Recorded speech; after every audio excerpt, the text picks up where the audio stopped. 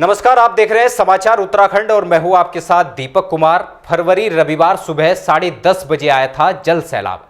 जिस जल सैलाब में रैणी में स्थित ऋषि गंगा पावर प्रोजेक्ट और तपोवन में एनटीपीसी जैसी नवरत्न कंपनी इस जल सैलाब की चपेट में आ गई थी। इन दोनों नवरत्न कंपनियों में कई जिंदगी काल के ग्रास में समा गई थी। हालांकि सबसे ज्यादा तबाही रैणी घाटी के ऋषि गंगा पावर प्रोजेक्ट में देखने को मिली थी। यहाँ तो पूरी कंपनी पूरी तरह से तबाह हो गई थी और ना जाने कितने मजदूर इस जल सैलाब में गायब हो गए थे। हालांकि कुछ इस जगह पर गिने चुने मजदूरों के शव बरामद हुए थे और कुछ मजदूरों का कोई भी पता नहीं चल पाया है। आज इस जगह पर चारों तरफ सन्नाटा पसरा हुआ है। देखने को ही मिल सकता है कि चारों तरफ मिट्टी का मलबा दिखाई देता है। बता दें कि Rishi Ganga power project company ने अपने मजदूरों को ढूंढने में काफ़ी लापरवाही बरती थी। अब इस कंपनी में दूर दूर तक कोई भी नज़र नहीं आता। यहीं से तबाही का मंजर शुरू हुआ था और आगे जाकर तपोवन घाटी में स्थित एनटीपीसी नामक कंपनी में भी तबाही ने दस्तक दे दी और यहाँ तो सबसे ज़्यादा मजदूर काल के ग्रास में समा गए। हालांकि इस जगह पर भी कुछ गिने चुने मजदूरों के शव बरामद हुए थे और यहाँ भी कुछ मजदूरों का पता अभी तक नहीं चल पाया है। समय बीता गया, लेकिन इन दिनों नवरत्न कंपनियों ने अपने मजदूरों को ढूंढने में घोर लापरवाही बरती। अभी भी बैराज साइड कई मजदूर दबे होने की आशंका है, क्योंकि सबसे ज़्यादा मजदूर तो इस जगह से ही गायब हुए थे।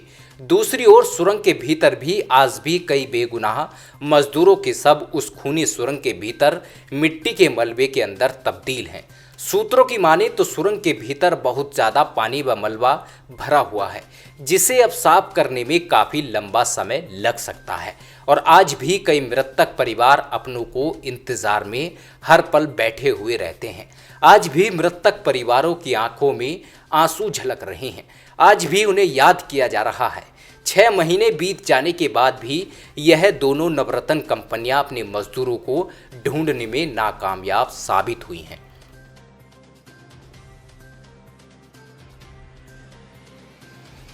यूनेस्को की विश्व धरोहर फूलों की घाटी नेशनल पार्क इन दिनों हिमालयन ब्लू पॉपी पुष्प की खुशबू से महक रहा है।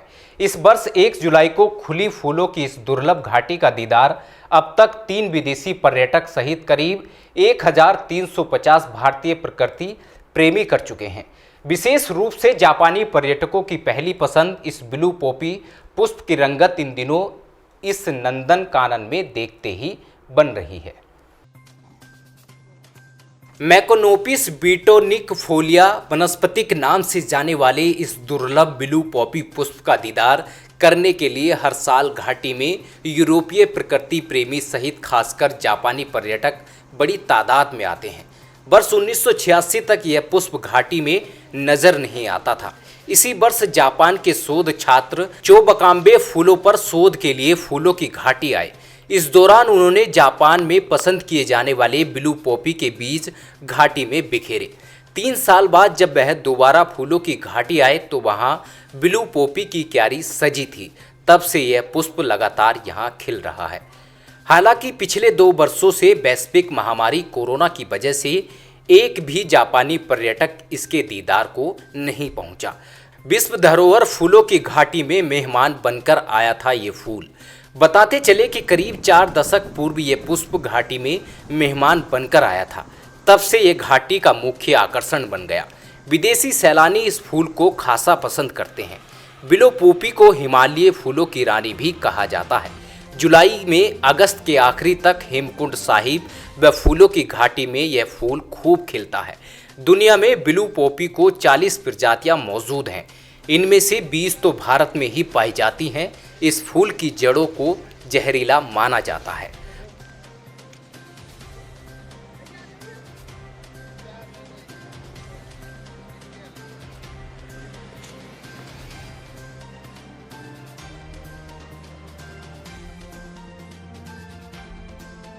जोशीमठ क्षेत्र में शनिवार की रात भूस्खलन से काफी अफरा तफरी का माहौल रहा। देर रात 2 बजे करीब सेलंग गांव में एनटीपीसी की टीबीएम साइट में हुआ भारी भूस्खलन, जिससे सैकड़ों टन मलबा टीबीएम सुरंग के मुहाने पर गिरा। बद्रीनाथ नेशनल हाईवे के समीप सेलंग गांव के पास एनटीपीसी जल विद्युत परियोजनाओं के टीबीएम साइट पर भारी मात्रा में भूस्खलन हुआ। बड़ी बात यह रही कि परियोजना में कार्यरत श्रमिकों की हड़ताल होने के चलते बड़ी जनहानि की घटना टल गई, अन्यथा वहां कार्य करने वाले 100 से अधिक परियोजना श्रमिकों की जनहानि हो सकती थी। बताया जा रहा है कि भूस्खलन से यहां स्थानीय लोगों के दर्जनों आवासीय मकानों और होटलों को भी काफी नुकसान पहुंचा और गांव के एक छोर पर दरारें पड़ने से खतरा पैदा हो गया है। बताते चले कि इस चपेट में उदय सिंह फरसवान का गेस्ट हाउस इस तबाही की चपेट में आ गया।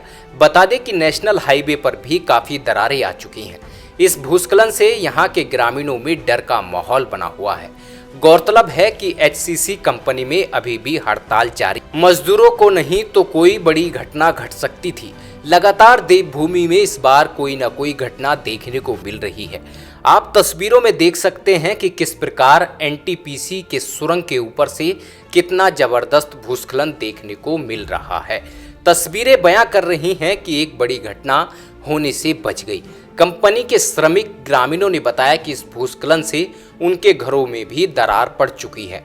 जिस प्रकार से यहाँ पर मोटी मोटी दरारें देखने को मिल रही हैं, ऐसे में यहाँ के ग्रामीणों को अब खतरा बना हुआ है। मीडिया के लोग तो आज उसमें आ रहे हैं सामने।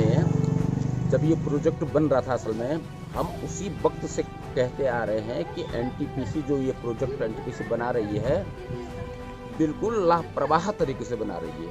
हम शुरू से मतलब 2004 से ही जब यहाँ जो है लैंड एक्वायर एनटीपीसी कर रही थी, एनटीपीसी के लोग कर रहे थे, उसी वक्त से हम कह रहे हैं कि एनटीपीसी प्रोजेक्ट जो है बहुत ही लापरवाह तरीके से बना रही है। आज हम जहां खड़े हैं ये तो केवल कल रात की घटना एक नमूना मात्र है। ये जहां हम आज खड़े हैं इसके नीचे तमाम जो है सरसाप वगैरह वगैरह पावर हाउस मतलब इसके नीचे है। तो मतलब कोई गारंटी नहीं है कि जो है कि ये गांव कभी सुरक्षित रहेगा। आने वाले 5-7 सालों में निश्चित रूप से सेलंग गांव का जो है मतलब निस्त नाबूद होने की जो स्थिति में है। लेकिन एनटीपीसी है कि उसके अधिकारी कुछ भी कहने को समझने को तैयार नहीं है। वहाँ से भी काफ़ी लोग जिस कंपनी में नौकरी करते हैं आजकल तो शुक्र है कि ऊपर वाले का जो टाइप चल रही थी सब लोग तो अपने घर पे थे, वरना तपोवन वाली स्थिति यहाँ पे भी पैदा हो जाती है। हमने कई बार एनटीपीसी से भी बोला है कि भाई जो कार्य यहाँ कर रहे हो तुम गांव को देखते हुए, गांव बिल्कुल नज़दीक है, इसमें कई जब फर्स्ट से लास्ट के द्वारा भी काम हुआ है। पूरा ये पटेल साइड से देखो आप, पूरा जो टनल बने हैं सेलंग गांव के नीचे बने हैं।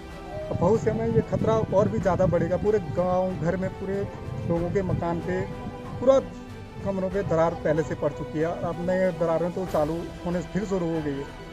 देखो आज कोई न शासन है न प्रशासन है, इतनी बड़ी घटना यहाँ पे हो रखी है, कोई यहाँ पे आने के लिए कोई है ही नहीं। यहाँ पे शासन प्रशासन सब सोए हैं।